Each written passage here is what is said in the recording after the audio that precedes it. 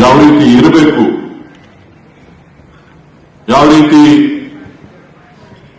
ನಮ್ಮ ಬೆಂಗಳೂರು ಹಾಲು ಒಕ್ಕೂಟ ಮುನ್ನಡಿಬೇಕಾದ್ರೆ ತಮ್ಮೆಲ್ಲರ ಪಾತ್ರ ಏನು, ನಿಮ್ಮ ಸಹಕಾರ ಯಾವ ರೀತಿ ಇರಬೇಕು ಅಂತ ಹೇಳಿ ನಿಮ್ ಜೊತೆ ಕೆಲವಾರು ವಿಚಾರಗಳನ್ನ ಹಂಚಿಕೊಳ್ಳಬೇಕು ಅಂತ ಹೇಳಿ ನಾನು ನಮ್ಮೆಲ್ಲ ಆಡಳಿತ ಮಂಡಳಿ ಮತ್ತು ಸಿಬ್ಬಂದಿ ವರ್ಗ ತೀರ್ಮಾನವನ್ನ ಮಾಡಿ ಇವತ್ತು ನಿಮ್ಮನ್ನ ಇಲ್ಲಿ ಆಹ್ವಾನಿಸಿದ್ದೇವೆ. ಒಂದ್ ಕಡೆ ನಿಮ್ ಕೈ ಚೆಕ್ ಕೊಡೋ ವಿತರಣಾ ಸಮಾರಂಭ, ಕೆಲವರಿಗೆ ಗೌರವ ಸಮರ್ಪಣೆ ಮಾಡ್ತಕ್ಕಂಥ ಸಮಾರಂಭ. ಆದರೆ ನನಗೆ ಇದು ನಿಮಗೆ ಮುಂದಿನ ದಿನಗಳಲ್ಲಿ ನಾನು ಏನು ಸಂದೇಶವನ್ನ ಕೊಡಬೇಕು ಅಂತ ಹೇಳಿ, ಬಹುಶಃ ತಾವೆಲ್ಲರೂ ಕೂಡ ವೇದಿಕೆ ಮೇಲೆ ನನ್ನನ್ನ ಕುಂಚಿ ನನ್ನ ಬಗ್ಗೆ ಹಲವಾರು ಮಾತುಗಳನ್ನ ಮಾತಾಡಿ ನೀವೆಲ್ಲರೂ ಕೂಡ ಚಪ್ಪಾಳೆ ಹೊಡಿತಾನೆ ಇದ್ದೀರಿ. ಆ ಒಂದೊಂದು ಚಪ್ಪಾಳೆ ಕೂಡ ಪ್ರತಿಯೊಂದು ಕ್ಷಣದಲ್ಲೂ ಕೂಡ ನನ್ನ ಜವಾಬ್ದಾರಿಯನ್ನ ಹೆಚ್ಚಿಸ್ತಾ ಹೋಗ್ತದೆ. ಈ ಚಪ್ಪಾಳೆ ನನಗೆ ನಿದ್ದೆ ಕೊಡೋದಿಲ್ಲ. ಈ ತಾವೇನು ಗೌರವವನ್ನ ಕೊಟ್ಟಿದ್ದೀರಿ, ನಾನು ಈ ಸಹಕಾರ ಸಂಸ್ಥೆಗೆ ಬರಬೇಕು ಅಂತಕ್ಕಂಥ ಉದ್ದೇಶವನ್ನ ಇಟ್ಕೊಂಡವನಲ್ಲ. ನಾನು ತಮ್ಮೆಲ್ಲರ ಆಶೀರ್ವಾದದಿಂದ ಈ ಲೋಕಸಭಾ ಕ್ಷೇತ್ರದಲ್ಲಿ 3 ಬಾರಿ ನಾನು ಲೋಕಸಭಾ ಸದಸ್ಯನಾಗಿದ್ದಂಥವ್ರು. ನಾನು ಈ ಸಂಸ್ಥೆಗೆ ಅನೇಕ ನಿರ್ದೇಶಕರನ್ನ ಕಳೆದ 25 ವರ್ಷಗಳಿಂದ ಮಾಡಿದ್ದೇನೆ. ಇಂತಿಂತವ್ರು ಆಗಬೇಕು ಅಂತ ಸೂಚನೆ ಮಾಡಿದ್ದೇನೆ. ಅಧ್ಯಕ್ಷರುಗಳನ್ನ ಕಳೆದ 10-12 ವರ್ಷದಿಂದ ಇಂಥವ್ರ ಅಧ್ಯಕ್ಷರುಗಳನ್ನ ಮಾಡಬೇಕು ಅಂತ ಹೇಳಿ ನಾನು ತೀರ್ಮಾನ ಮಾಡಿದ್ದೇನೆ. ಕೆಎಂಎಫ್ಗೆ ಇಂಥವ್ರು ಮಾಡಬೇಕು ಅಂತ ಹೇಳಿ ತೀರ್ಮಾನ ಮಾಡಿದ್ದೇನೆ. ನಾನೋಗಿ ಯಾವ ಸ್ಥಾನದಲ್ಲಿ ಕೂತ್ಕೊಳ್ಳೋದು, ಅವ್ರ ಸ್ಥಾನನ ನಾನು ಕಸ್ಕೊಳ್ಳೋದು ಎಷ್ಟು ಸರಿ? ಯಾರೋ ಒಬ್ಬರು ನಮಗೋಸ್ಕರ ಹಗಲು ರಾತ್ರಿ ದುಡಿತಾ ಇರ್ತಕ್ಕಂಥವ್ರಿಗೆ ಆ ಸ್ಥಾನವನ್ನ ಕೊಡಬೇಕು ಅಂತಕ್ಕಂಥದ್ದು ನನ್ನ ಮುಖ್ಯ ಉದ್ದೇಶ ಆಗಿತ್ತು. ಆದ್ರೆ ರವಿ ಅವರು, ಬಾಲಕೃಷ್ಣರವರು, ನಮ್ಮ ಶರತ್ ಬಚ್ಚೇಗೌಡರು, ನಮ್ಮ ನೆಲಮಂಗಲ ಶಾಸಕರು, ರಾಮನಗರ ಶಾಸಕರು, ಚನ್ನಪಟ್ಟಣದ ಶಾಸಕರು, ಸೋಮಶೇಖರ್ ಅವರು, ಇನ್ನು ಅನೇಕ ಮುಖಂಡರು, ನಮ್ಮ ತಾಲೂಕಿನ ಅನೇಕ ಹಿರಿಯ ಮುಖಂಡರುಗಳೆಲ್ಲರೂ ಕೂಡ ಇಲ್ಲ ಖರಗ್ಪುರದಿಂದ ನೀವು ಸ್ಪರ್ಧೆ ಮಾಡಲೇಬೇಕು ಅಂತ ಹೇಳಿ. ನಾನು ಸದ್ಯಕ್ಕೆ ರೆಸ್ಟಲ್ಲಿರಬೇಕು, ಕೆಲಸ ಮಾಡೋದು ಜವಾಬ್ದಾರಿ ತಗೊಂಡ ಮೇಲೆ ಕೆಲಸ ಮಾಡಬೇಕಾಗ್ತದೆ ಪ್ರಾಮಾಣಿಕವಾಗಿ ಅಂತೇಳಿ ನಾನು ಹಿಂದೆಟಾಗ್ತಾ ಇದ್ದೆ. ಭಗವಂತನ ಇಚ್ಛೆ, ತಮ್ಮೆಲ್ಲರ ಆಶೀರ್ವಾದ, ಇವತ್ತು ನಾನು ನಿಮ್ಮ ಮುಂದೆ ಅಧ್ಯಕ್ಷನಾಗಿ ಕಳೆದ 9 ತಿಂಗಳಿಂದ ಸೇವೆಯನ್ನ ಮಾಡ್ತಾ ನಾನು ಕೆಲಸವನ್ನ ನಾನು ಮಾಡ್ತಾ ಇದ್ದೇನೆ. ಜೂನ್ 19ಕ್ಕೋ ಏನೋ, ಜುಲೈ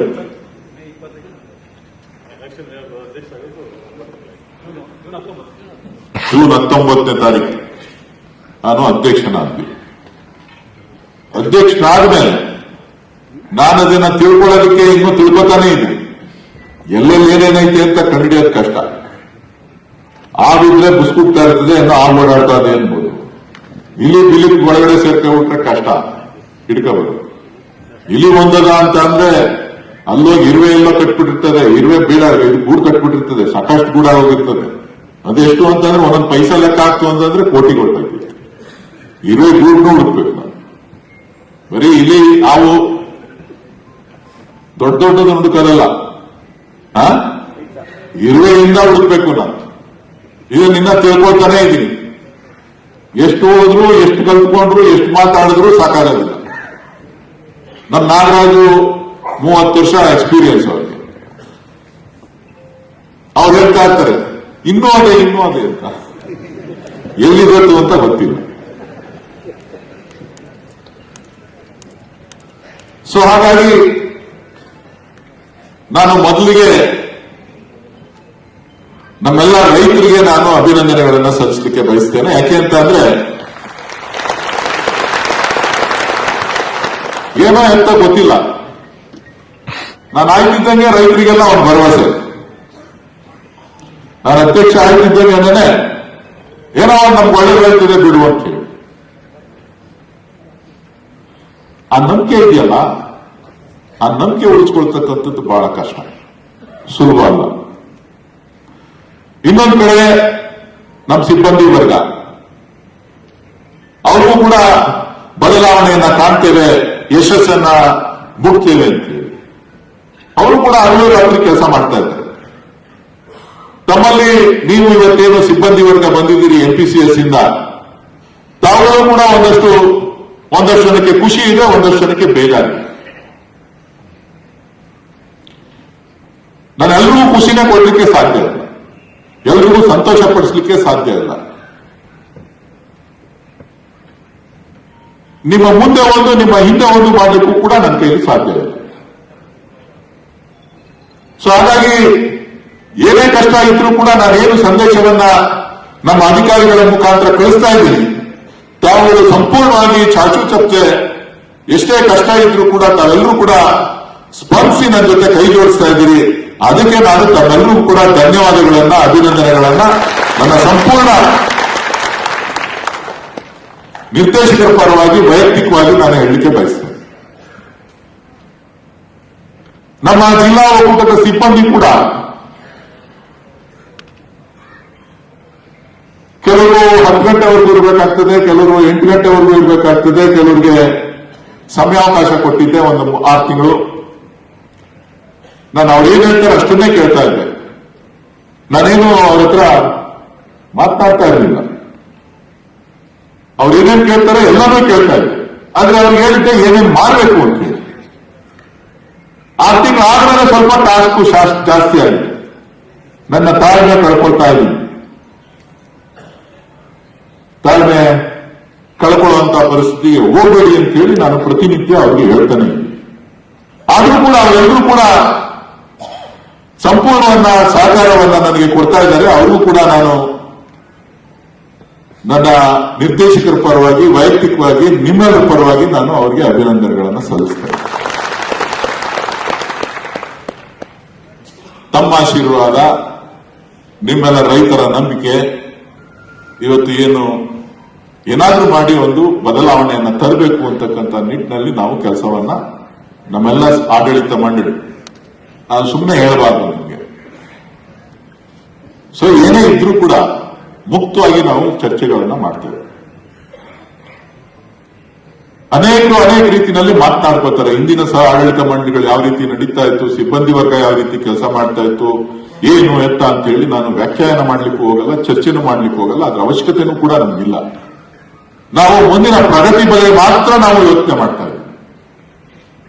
ಮುಂದಿನ ಗುರಿ ಏನು, ಪ್ರಗತಿ ಏನು, ರೈತರನ್ನ ಯಾವ ರೀತಿ ಗುರಿಯನ್ನಾಗಿಟ್ಕೊಂಡು ಈ ಸಂಸ್ಥೆಯನ್ನ ಯಾವ ರೀತಿ ಬೆಳೆಸಬೇಕು ಅಂತಕ್ಕಂಥ ದೃಷ್ಟಿಯನ್ನ ಇಟ್ಕೊಂಡು ಆ ದೃಷ್ಟಿಕೋನದಲ್ಲಿ. ಯಾಕೆ ಅಂತ ಹೇಳಿದ್ರೆ ಎಲ್ಲರೂ ಸೇರಿ ನನ್ನನ್ನ ನಂಬಿ, ನಮ್ಮ MLAಗಳು, ನಮ್ಮ ಲೀಡರ್ಗಳೆಲ್ಲ ಸೇರಿ ನನ್ನನ್ನು ಮಾಡಿಬಿಟ್ಟಿದ್ದಾರೆ. ಅವ್ರ ಗೌರವನು ಉಳಿಬೇಕಲ್ಲ. ಏನೋ ಹೇಳ್ಬಿಟ್ಟು ನಾನು ಹೇಳಿದೆ ರವಿಗೆ, ಏನಪ್ಪ ಸಮಾಧಾನ ಆಯ್ತೇನಪ್ಪ ಅಂತ. ಯಾಕೆ ಅಂತ ಅಂದ್ರು, ಇಲ್ಲಪ್ಪ ಏನೇನೋ ಹೇಳ್ಬಿಟ್ಟು ಮಾಡ್ಬಿಟ್ಟಿದ್ದೀರಿ, ನೇಮ್ ಸುಮ್ಮನೆ ಇದ್ರೆ ಆಗಿಲ್ವಲ್ಲ ಅಂತ ಹೇಳಿ ಕೊನೆಗೆ ನಾನು ನಮ್ಮ ಡೈರೆಕ್ಟರ್ಗಳಿಗೆ ಯಾರಿಗೂ ಗೊತ್ತಿಲ್ಲ, ನಮ್ಮ ಸಿಬ್ಬಂದಿ ವರ್ಗಕ್ಕೂ ಯಾರಿಗೂ ಕೂಡ ಗೊತ್ತಿಲ್ಲ. ನಾನು 60 ಕೋಟಿ ರೂಪಾಯಿ ಘೋಷಣೆ ಮಾಡ್ತೀನಿ ಅಂತ ಹೇಳಿ. ಕಾರಣ ಏನು ಅಂತ ಹೇಳಿದ್ರೆ, ನಾವು ಅಧಿಕಾರವನ್ನು ವಹಿಸಿಕೊಂಡಂತ ಸಂದರ್ಭದಲ್ಲಿ ಏಪ್ರಿಲ್ 1ನೇ ತಾರೀಕಿಂದ ಸರ್ಕಾರ 4 ರೂಪಾಯಿ ಹಾಲಿನ ದರವನ್ನ ರೇಟ್ ಜಾಸ್ತಿ ಮಾಡಿದ್ರು. 4 ರೂಪಾಯಿ ಹಾಲಿನ ರೇಟ್ ಜಾಸ್ತಿ ಮಾಡಿದಾಗ ಆ 4 ರೂಪಾಯಿಯನ್ನು ಕೂಡ ರೈತರಿಗೆ ಕೊಡಬೇಕು ಅಂತ ಹೇಳಿದ್ರು. ಸೊ ರೈತರಿಗೆ 4 ರೂಪಾಯಿ ಅಂತ ಕೊಡಬೇಕು.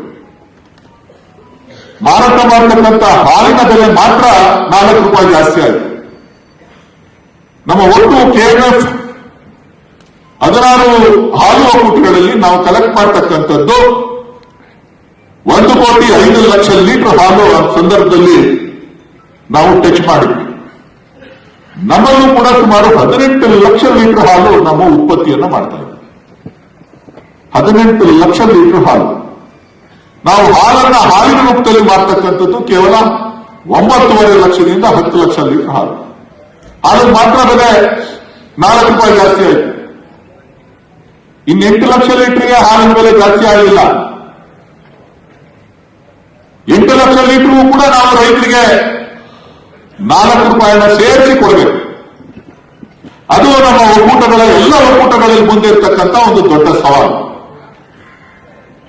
ಸೊ ಎಲ್ಲವೂ ಕೂಡ ನಷ್ಟವನ್ನು ಅನುಭವಿಸುವಂತ ಪರಿಸ್ಥಿತಿಗಳು ಬಂದು ಕೆಲವು ಏನ್ ಮಾಡಿದ್ರು, ಹಾಲಿನ ದರವನ್ನೇ 2 ರೂಪಾಯಿ, 3 ರೂಪಾಯಿ, 1 ರೂಪಾಯಿ ಈ ರೀತಿ ಕಟ್ ಮಾಡಿಕೊಂಡು, ಸೊ ಕಟ್ ಮಾಡಿ ನಾವು ಒಕ್ಕೂಟ ಬಂದಂತ ಅಧ್ಯಕ್ಷರಾಗಿ ನಮ್ಮನ್ನು ಆಡಳಿತ ಮಂಡಳಿ ಬಂದ ತಕ್ಷಣ ನನ್ನ ಮುಂದೆ ಕೂಡ ಪ್ರಸ್ತಾಪ ಬಂತು. ನಾವೆಲ್ಲರೂ ಕೂಡ ಚರ್ಚೆ ಮಾಡಿದ್ವಿ.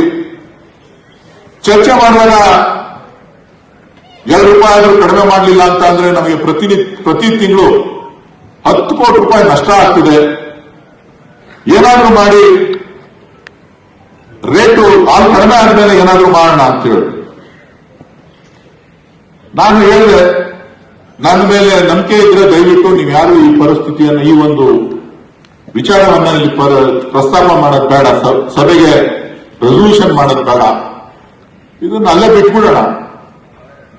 ಈಗ ಏನ್ ನಡೀತಾ ಇದೆ ಅದನ್ನ ಆಸ್ ಇಟ್ ಈಸ್ ರೇಟ್ ಏನು 36 ಚಿಲ್ಲರೆ 37 ರೂಪಾಯಿ ನಾವು ಕೊಡ್ತಾ ಇದೀವಿ, ಅದೇ ರೇಟ್ ಕೊಡ್ತಾ ಇರೋಣ ಅಂತೇಳಿ ನಮ್ಮೆಲ್ಲ ನಿರ್ದೇಶಕರಿಗೆ ಮನವಿ ಮಾಡಿದಂತ ಸಂದರ್ಭದಲ್ಲಿ ಅವರೆಲ್ಲರೂ ಕೂಡ ಒಪ್ಕೊಂಡ್ರು.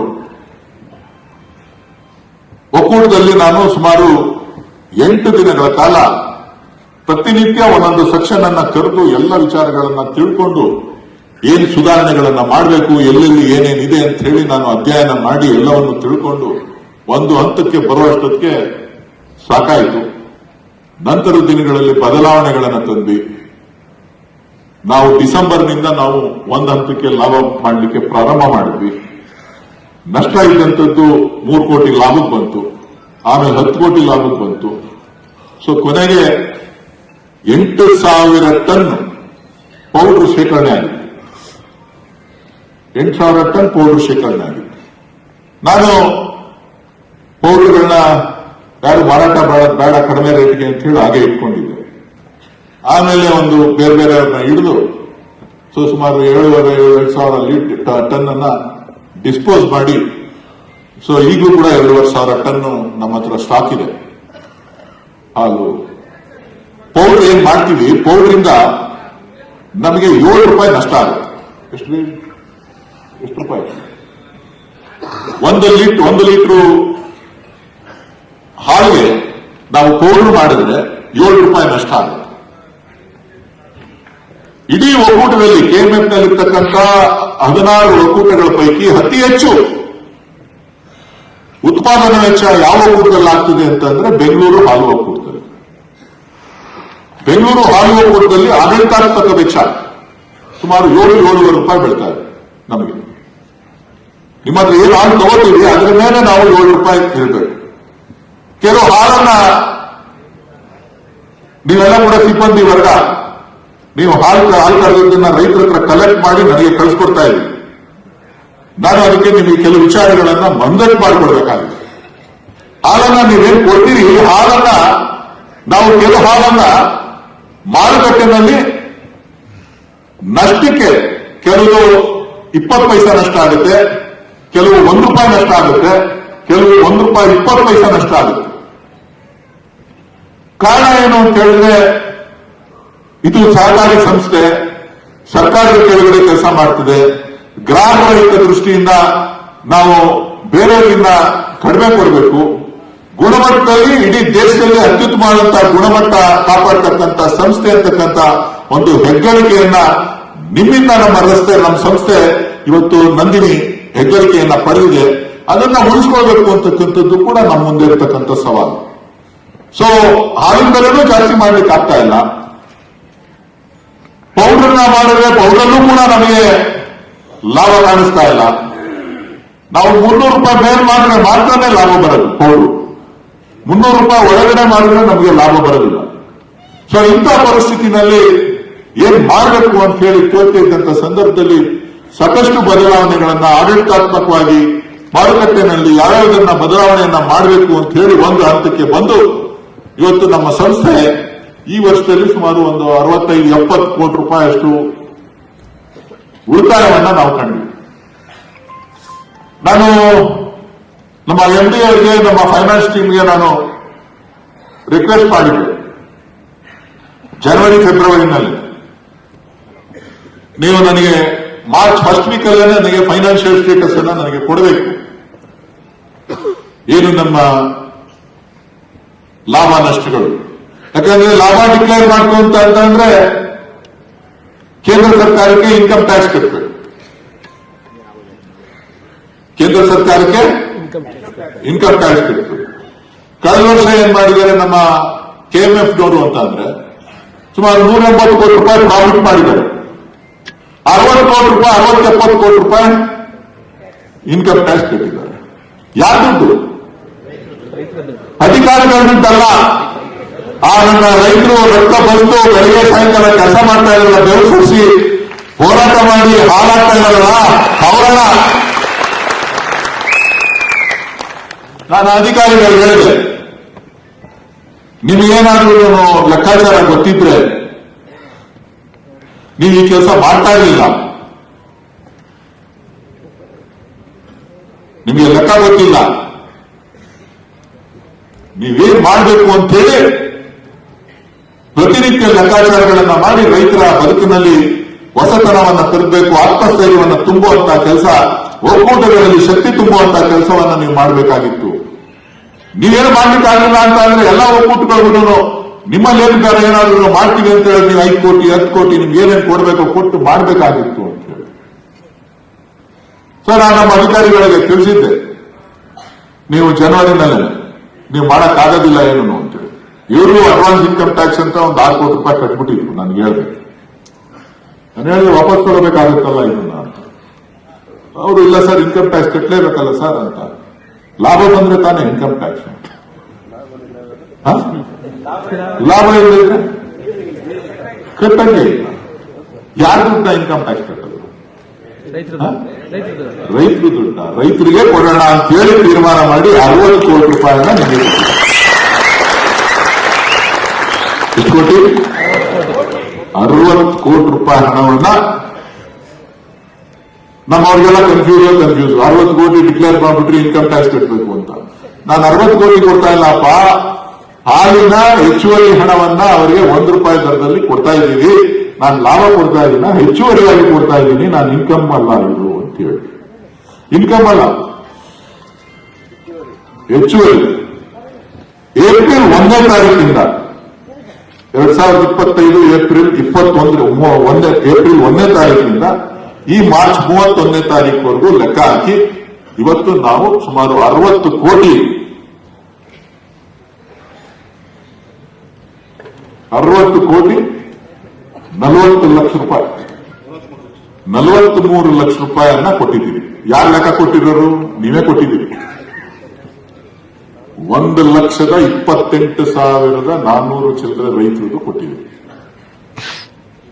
ನಾನು ಅಂದಾಜು ಮಾಡಿ ಅವತ್ತು 60 ಕೋಟಿ ಅಂತ ಘೋಷಣೆ ಮಾಡಿದ್ದೆ. ಈಗ ಮಾರ್ಚ್ 31 ಆದ್ಮೇಲೆ ಎಲ್ಲ ಲೆಕ್ಕ ಬರ್ತಾ ಇದೆ, ಈಗ ಬಂದಿದೆ. ಇವತ್ತಿಂದ ನಿಮಗೆ ಹಣ ಬಿಡುಗಡೆ ಆಗ್ತಾ ಇದೆ. ನಿಮ್ಮ ಹತ್ತದಿಂದ ಒಳಗಡೆ ಎಲ್ಲರ ಅಕೌಂಟ್ಗೂ ನಿಮ್ಮ ಅಕೌಂಟ್ಗೆ ನಾವು ಕೊಡ್ತಾ ಇದ್ದೀವಿ. ಇವತ್ತು 2 ತಾಲೂಕಿಗೆ ಬಂದಿದೆ. ಆನೇಕಲ್ ತಾಲೂಕಿಗೆ, ಬೆಂಗಳೂರು ಸೌತ್ಗೆ, ಕನಕಪುರಕ್ಕೆ ಇವತ್ತು ಹಣ ಹೋಗಿದೆ. ಇವರು 3 ಜನಕ್ಕೆ ಯಾಕೆ ಕೊಟ್ಟೆ ಅಂತ ನೀವು ಪ್ರಶ್ನೆ ಮಾಡಬಹುದು. ಇವರು 3 ಜನ ಫಸ್ಟ್ ಡೇಟಾನ ಎಲ್ಲರನ್ನೋಕ್ಕಿಂತ ಮುಂಚಿತವಾಗಿ ಕೊಟ್ಟಂತವ್ರು. ನಾವು ಕೇಳಿದಂತ ಮಾಹಿತಿಗಳನ್ನು ನಾನು ತಮ್ಮಲ್ಲಿ ಮನವಿ ಮಾಡ್ತಕ್ಕಂಥದ್ದು ಏನಪ್ಪಾ ಅಂತ ಹೇಳಿದ್ರೆ, ಇದರಲ್ಲಿ ಯಾವುದೇ ಲೋಪದೋಷ ಆಗದೇ ಇರೋ ರೀತಿ ತಾವುಗಳು ಪ್ರತಿಯೊಬ್ಬರಿಗೂ ಕೂಡ 1,28,400 ಜನರಿಗೂ ಕೂಡ ತಲುಪಿಸಬೇಕು.